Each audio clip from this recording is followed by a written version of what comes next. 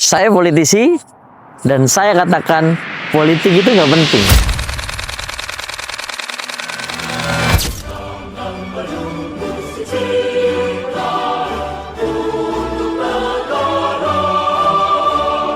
Setiap zaman melahirkan pemudanya sendiri.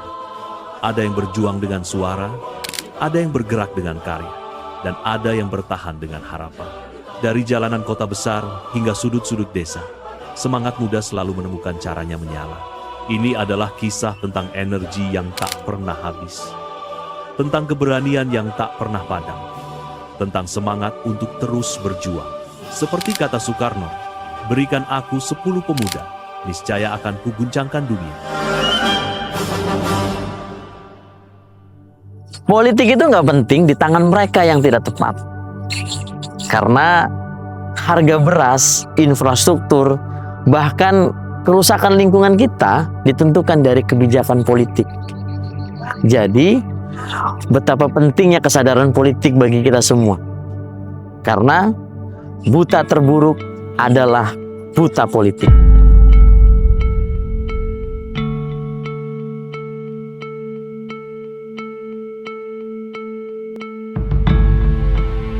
Waktu dulu itu susah sekali, kayaknya kayak tirikan gitu loh. Jadi minta bantuan itu susah memang waktu itu.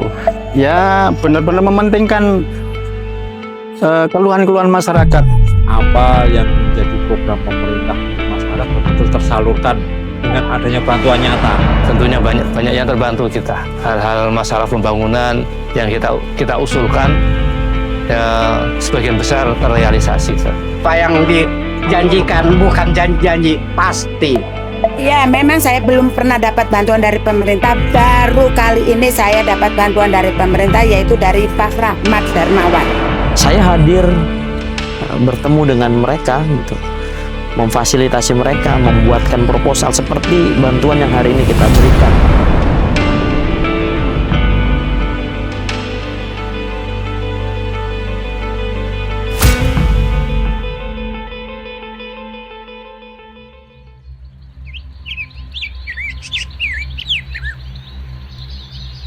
Semua berawal dari kegelisahan, melihat kehidupan dan ketimpangan, mendengar suara tanpa perwakilan, hingga lahir sebuah keputusan, melangkah ke politik sebagai bentuk pengabdian.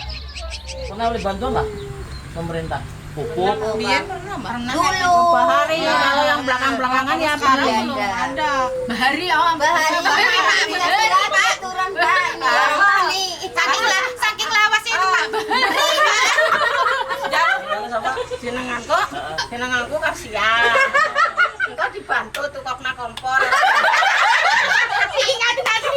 Nama saya Rahmat Darmawan.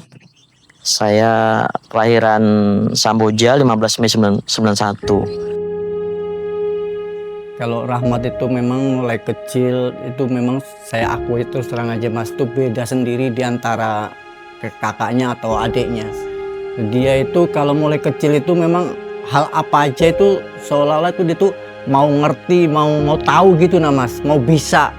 Kalau saya misalnya jalan cari ikan, dia jualan ikan di kampung kita itu pakai sepeda. Anak itu ndak ada malunya, betul-betul ndak ada malunya. Mau dia bawa sepeda, itu bahkan kalau sudah laku itu ndak, dia minta apa itu ndak. Ini Pak uangnya, atau ini Mak uangnya, yang laku sekian. Ini yang dipinjam, dia terbuka begitu. Kalau mau ikut apa lomba apa ya, apa itu namanya, semangat lah kayak gitu. Mak mau ikut lomba ini ya, biar ndak bisa itu modelnya, mau ada kemauannya gitu, belajar biar ndak juara, biar apa kayak gitu, mau kayak gitu. Bahkan dia jawabannya kalau soal menang itu nomor 2, bilang yang penting saya tampil kayak gitu. Mulai awal itu kayak gitu terus bilang yang penting saya tampil. Karena jujur saja saya sering mendengar sosok Rahmat Darmawan sebagai aktivis pada saat dia berkuliah. Cuma kita belum berteman waktu itu. Saya tuh mengenal Mas Rahmat sejak Mas Rahmat tinggal di musola. Saya tahu Mas Rahmat ini orangnya sangat gigih berjuang. Kadang tak pernah mengenal waktu kalau bicara tentang kepentingan banyak orang. kayak artis lah, Pak. Iya. Kabar gagahnya Bapak ini. Kabar, Pak. Anda punya uang kecil lagi nyawa. Saya tidak ingin jabatan saya ini menyulitkan saya di kemudian hari. Sehingga saya datang ke sini sebagai bentuk tanggung jawab saya.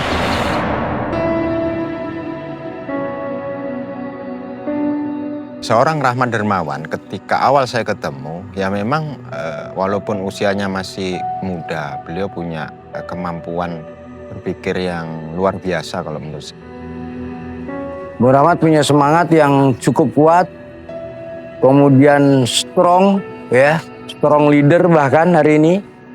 Dan ini potensi, modal yang cukup kuat yang beliau miliki untuk mengemban amanah rakyat itu sendiri.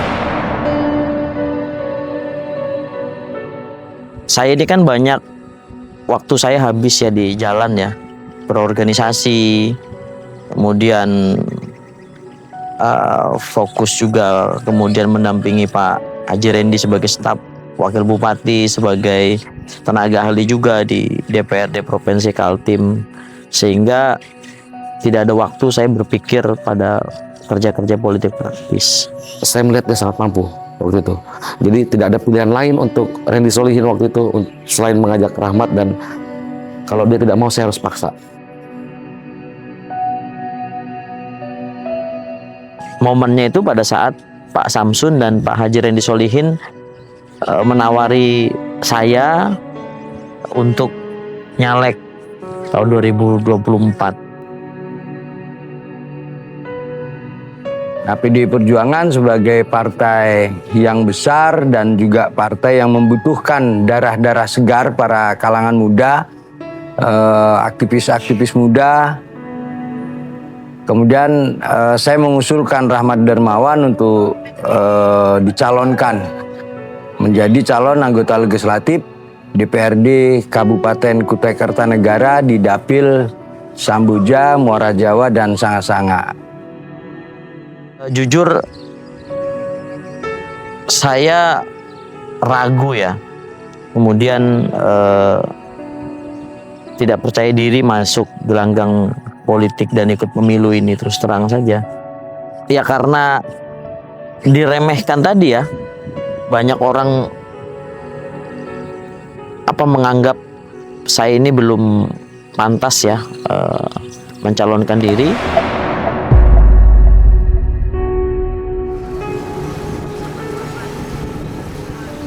Saya melihat Bang Rahmat, dia bukan orang kaya dari orang tuanya, bahwa dia adalah seorang bapaknya seorang petani, ibunya penjual sayur. Beliau memang berangkat dari nol. Pada waktu itu ketemu saya, dia keliling naik motor Jupiter, saya ingat itu Jupiter biru. Dia berangkat kerja. Mungkin banyak orang meremehkan mereka karena dari kelihatan bukan dari orang kaya. Sehingga itu menjadi cambuk dan motivasi buat saya bahwa kita boleh miskin gitu, tapi kita nggak boleh diremehkan. Dalam pileg itu saya melihat pragmatisme masyarakat cukup tinggi ya. Bayangkan saja ketika saya turun ke masyarakat itu satu hal yang selalu ditanya dan berulang-ulang itu soal uang. Masyarakat kita selalu tanya, ada uangnya atau tidak? Dapat apa kita ketika kita memilih? Ini juga tidak salah. Kenapa? Karena mungkin masyarakat kita sebelumnya juga pernah dikecewakan. Jadi selama yang sudah-sudah, caleg-caleg termasuk caleg yang orang lokal tidak memperhatikan kami. Tidak semua anggota dewan yang mau turun tangan loh di jadi gini. Biasanya hanya waktu datang saat akan pemilu, tapi setelah itu kita ditinggal. Namanya anggota dewan kan harus memberikan apa yang diharapkan oleh masyarakat. Wakil rakyat harus memikirkan rakyat. Karena saya melihat kinerja Bung Rahmat selama 4-5 tahun belakangan ini, beliau dengan tulus dan ikhlas saya lihat untuk berpikir keras terkait dengan kesejahteraan petani. Karena mungkin beliau lahir dari anak seorang petani. Dan waktu itu saya meminta doa restu kedua orang tua saya, istri saya dan saudara-saudara saya. Alhamdulillah mereka memberikan support dan dukungan, dan akhirnya bismillah saya mencalonkan diri sebagai calon anggota DPRD. Yang saya tahu hari ini, beliau punya slogan itu sebagai penyambung lidah rakyat. Ya, artinya mendengarkan keluhan-keluhan masyarakat yang semuanya itu tentunya ada proses-proses bagaimana kita menyampaikan kepada pemerintah supaya apa yang disampaikan masyarakat itu bisa tersalurkan. Saya bangun kampung yang lain supaya ada contoh bahwa ketika kita berpolitik, saya berkomitmen saya bangun kampung mereka supaya mereka sadar bahwa lewat politik kita bisa berubah keadaan. Siang malam saya tempuh waktu itu, saya tinggalkan anak istri saya, apalagi waktu itu istri saya sedang dalam kondisi hamil ya, jadi sering saya tinggal di rumah, berangkat pagi, pulang, kadang pulang subuh gitu, pulang malam gitu, dan itu saya lakukan setiap hari.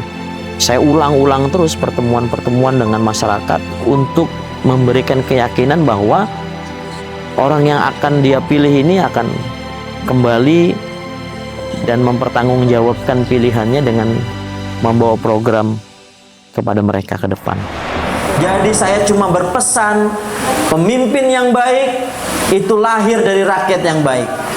Kalau cara Bapak dan Ibu memilih pemimpin tidak baik, jangan pernah mimpi punya pemimpin yang baik.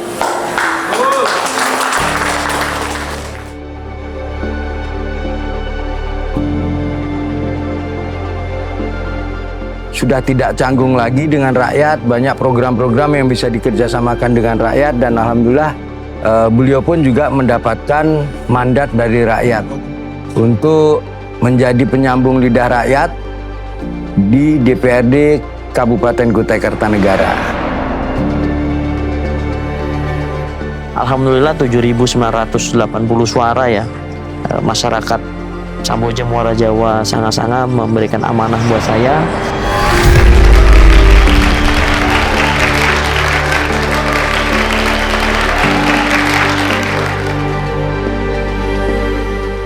Ini beban berat buat saya bahwa saya harus memberikan kepercayaan ini kepada mereka, karena di tengah banyaknya pragmatisme pilihan janji-janji, mereka menempatkan pilihan kepada saya.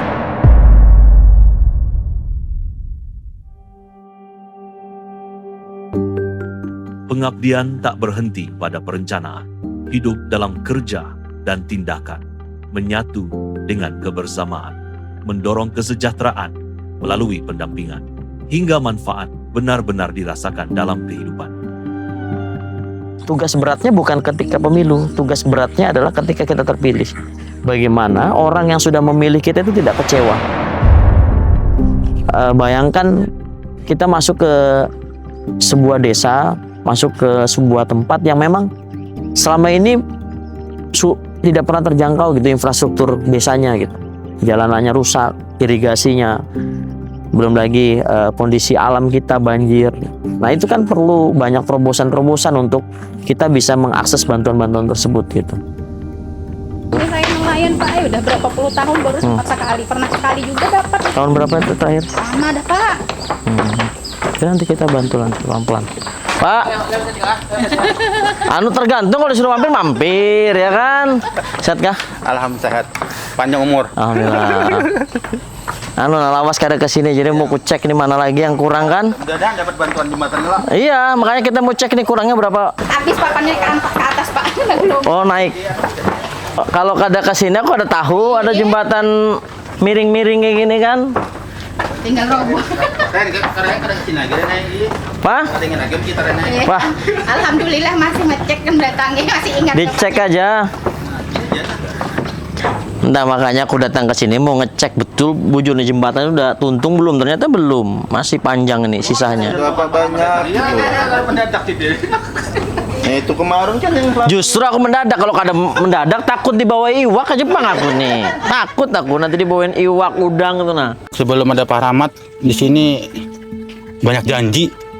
Banyak janji aja yang waktu ada yang di orang Sasanga dulu mau bantuan jembatan. Pokoknya diukur 2 tahun ke depan ada datang. Kemudian ada Pak Rahmat Mano kan ada janji waktu di Peningin, nanti kalau ada jalan kita bagus. Pas dia naik kan, contohnya terbukti lah jalan, berapa kali dia bagus di jalan.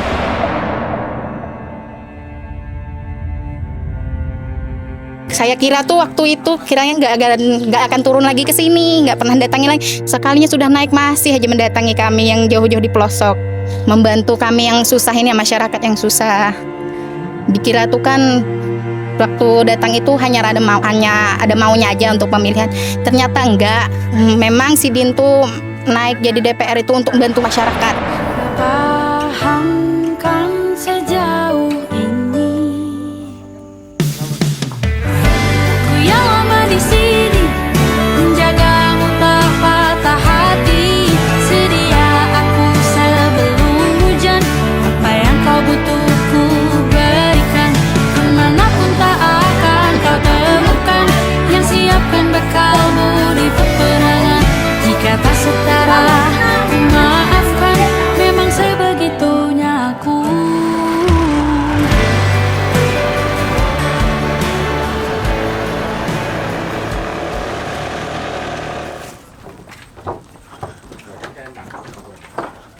Kita berbaju, Pak. Aman aja. Mau ketemu kan ada pakai baju. Melaut berarti Bapak? Iya, melaut ini, Pak. Nangkap mancing nggak apa-apa kita? Jaring ya? Itu jaring apa? Oh.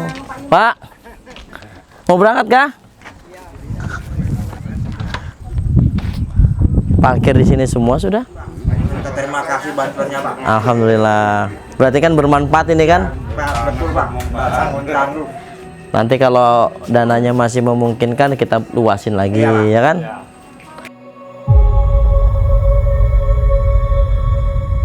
Pak, ya.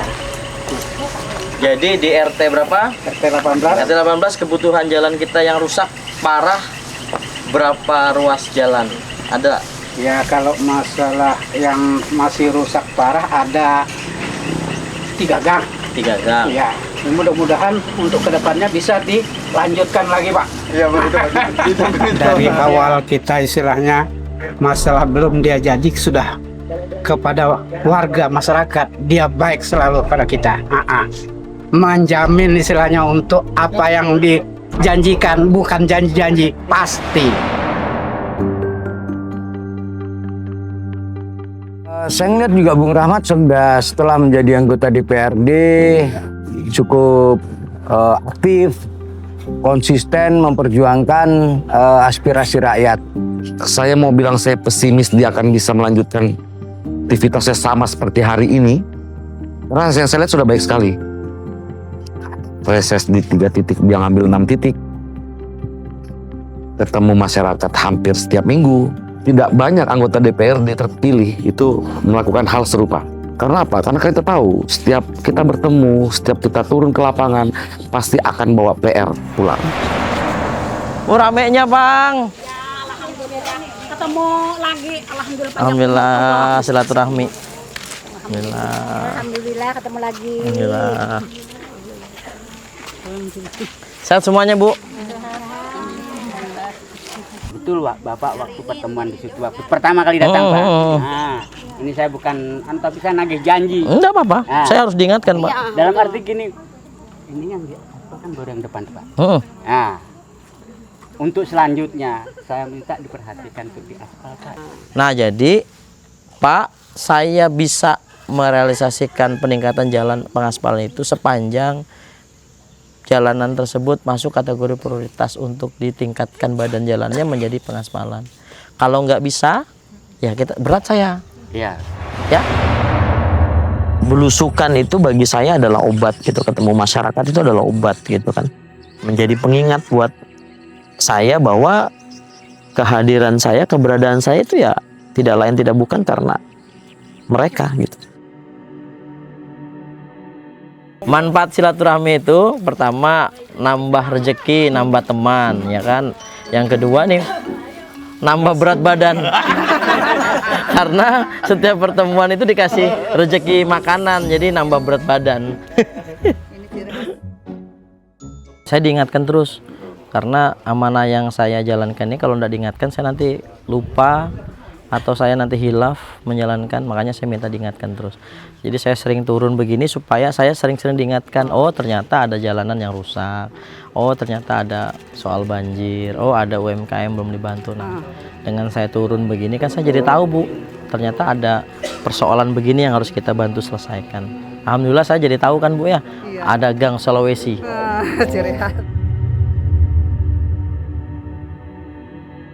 UMKM kita itu selama ini kurang mendapat perhatian, dan alhamdulillah di 2-3 tahun ini pemerintah juga banyak mendorong program-program ke sana gitu, dan kita fasilitasi, kita buatkan kelompok masyarakat. Saya melihat para buruh cuci ya, mereka single mom ya, punya anak, tidak punya suami, mereka bekerja sebagai buruh di tempat masyarakat. Dan alhamdulillah hari ini kita bantu mereka. Hari ini banyak sekali, ada puluhan single mom yang memang berprofesi sebagai buruh cuci. Hari ini mereka buka usaha laundry di rumah, penjual sayur keliling, penjual sayur di kantin, kemudian ada penjual UMKM yang ada di rumah-rumah. Itu kita bantu fasilitasi, kita bantu rombongnya, kita bantu kompor, kita bantu blender, kita bantu outlet open, kita bantu freezer dan lain-lain. Yang memang tujuan kita ingin meningkatkan taraf level usaha mereka supaya lebih maju lagi gitu. Berapa lama jualan? Oh, lama sudah. Berarti apamnya ini terkenal sudah? Apamnya mendut-mendut kah?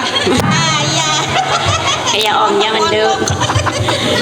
Jualannya di mana? Di jajan. Jajan keliling. Oh, keliling. Jalan kaki atau? Jalan jajan. Oh. Umurnya berapa? 60 tahun. 60 tahun tapi masih jualan keliling. Masih kuat? Masih kuat kaki. Laki masih ada? Nggak ada. Janda? Janda. Pernah dapat bantuan enggak? Pernah dapat bantuan enggak? Ada. PKH dari pemerintah ya? Iya. Ada. Cil, ada yang mau disampaikan kah dapat bantuan hari ini? Alhamdulillah, banyak terima kasih nenek. Dikasih, mudah panjang umur, lancar ya. Nah, orang-orang yang kayak gini harus kita bantu terus, betul nggak? Setuju nggak? Setuju. Nah, Nek, istiqomah terus ya. Nanti kapan-kapan mudah-mudahan saya bisa main ke rumah nenek. Iya, di rumahku ya. Ya. Siapa tahu dikasih apem. Iya. Kalau ke sini ngomong. Oh. Sama ya, kamu ke sana. Oh. Ya, memang saya belum pernah dapat bantuan dari pemerintah. Baru kali ini saya dapat bantuan dari pemerintah, yaitu dari Pak Rahmat Darmawan. Turun di jalan melihat masyarakat yang paling kecil, yang paling istilahnya warga yang kekurangan dia tahu. Dan saya pun sudah menerima manfaatnya karena saya kan UMKM kan. Apa yang menjadi program pemerintah untuk masyarakat betul-betul tersalurkan dengan adanya bantuan nyata berupa barang langsung ya, artinya bibit, ikan, pakan apa langsung. Jadi kita juga masyarakat itu dilatih untuk bisa mengembangkan diri untuk menambah perekonomian masyarakatnya. Setiap mereka yang sudah memilih saya, pastikan mereka harus dapat manfaat dari keberadaan saya di DPR. Itu tanggung jawab saya. Nah, ada yang unik ya.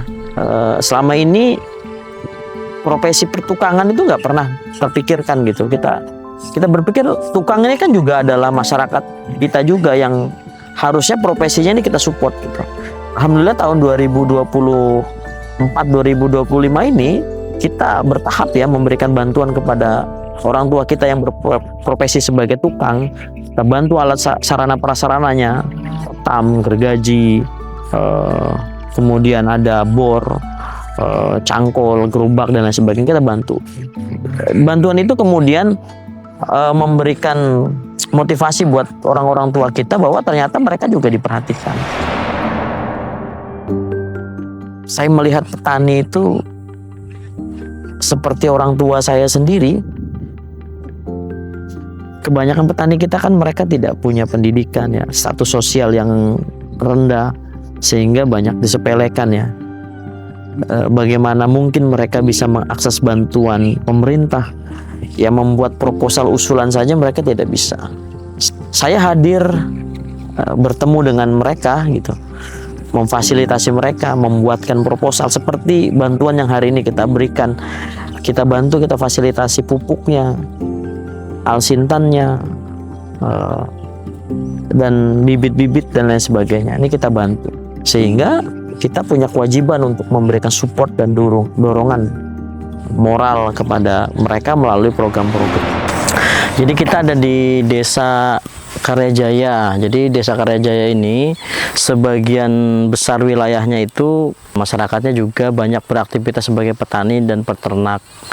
Nah, salah satu usulan masyarakat yang diusulkan itu salah satunya adalah terkait dengan parit irigasi yang memang sebelumnya itu mengalami sumbatan. Jadi air dari sungai besar itu tidak bisa mengaliri sawah-sawah. Ada kepuasan tersendiri ya ketika bantuan-bantuan program tadi itu bisa diterima, disalurkan ke masyarakat. Ada kepuasan tersendiri bahwa saya bisa bantu mereka. Jadi kedepannya ya, yang nantinya dia harus ingat dia tadinya bukan siapa-siapa, sekarang jadi wakilnya rakyat. Dia harus memikirkan masyarakatnya yang setelah dia dipilih. Semoga anak kami Rahmat Dermawan selalu amanah, dapat membantu banyak orang.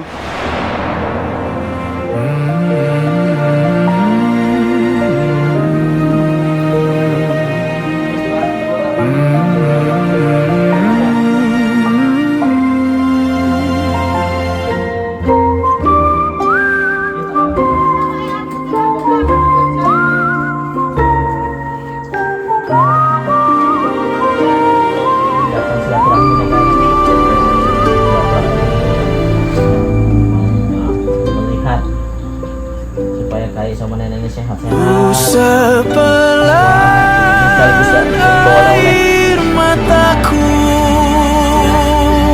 sadari waktu akan berlalu, rindu yang lalu kan jadi satu.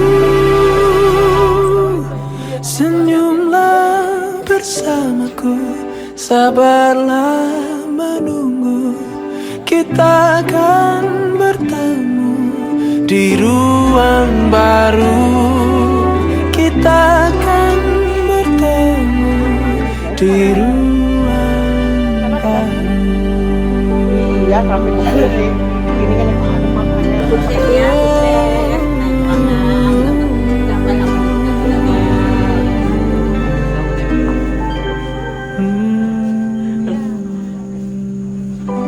Sejak awal saya menyampaikan bahwa saya ini bukan siapa-siapa, Bu.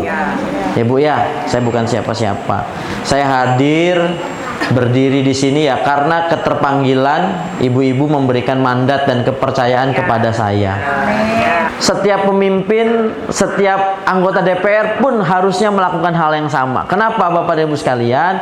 Karena apa yang saya lakukan ini bukan atas pribadi saya, tapi ini adalah wujud tanggung jawab negara kepada Bapak dan Ibu sekalian melalui saya. Saya ini hanya perantara. Makanya saya selalu menyampaikan, saya adalah penyambung lidah rakyat.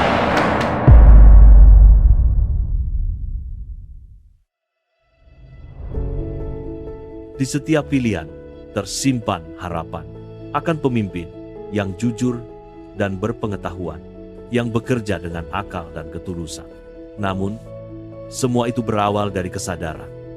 Dari perjalanan cerita saya ini, saya juga ingin menggambarkan betapa politik ini kan hanya dinikmati oleh para elit ya. Mereka yang mencalonkan diri ya anaknya orang kaya, anak pejabat, sehingga orang-orang dari kalangan kita itu mustahil bisa menjadi seorang pejabat publik. Padahal dari mereka yang tidak memiliki latar belakang sebagai orang kaya dan pejabat tadi, ketika jadi pemimpin, mereka lebih mengerti bagaimana keluh kesah masyarakat itu betul-betul dirasakan.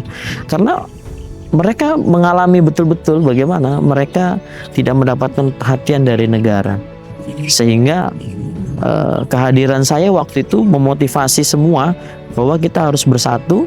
Kita boleh terlahir miskin, kita boleh terlahir tidak memiliki kekuasaan, tapi kita tidak boleh harga dirinya diabaikan, dan lewat politik kita angkat harkat martabat kita sebagai orang yang selama ini diremehkan, orang yang selama ini berada di lapisan bawah.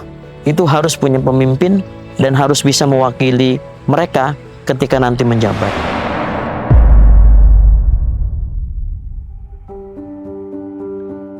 Saya datang membawa keyakinan, bukan tentang kekuasaan, melainkan pengabdian. Karena di setiap pilihan selalu ada pertanggungjawaban, dan di setiap langkah ada harapan yang dititipkan. Jalan ini tidak selalu ramah pada kejujuran, namun bertahan pada nilai dan keteguhan. Sebab politik bukan hanya soal kalah dan menang, melainkan keberanian memikul beban dan pertanggungjawaban. Tentu, pertemuan bukan sekedar hanya kunjungan, melainkan mendengar cerita, keluhan, dan air mata, membagi waktu, tenaga, dan perhatian, menjadikan kehadiran sebagai penguatan. Dalam perjalanan kehidupan, saya belajar tentang kesederhanaan dari sebuah pengabdian, bahwa tangan yang kotor oleh pekerjaan lebih jujur dari janji tanpa pembuktian. Perlahan jarak itu menghilangkan keraguan, karena kepercayaan lahir dari konsistensi tindakan, bukan dari kata-kata atau sekedar membangun pencitraan, melainkan dari kesungguhan yang dirasakan. Dan ketika hari menutup seluruh perjalanan, yang tersisa bukan sorak atau pujian, tetapi rasa percaya dari hati masyarakat bahwa amanah telah dijalankan dengan keikhlasan. Terima kasih dari saya, penyambung lidah rakyat.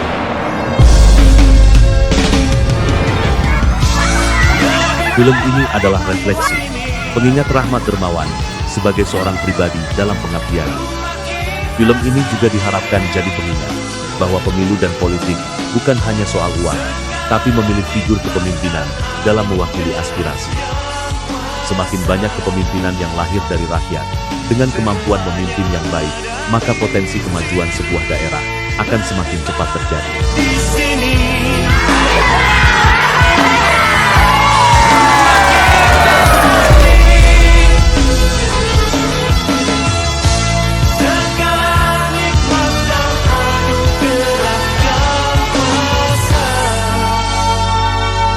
Semuanya ada di sini.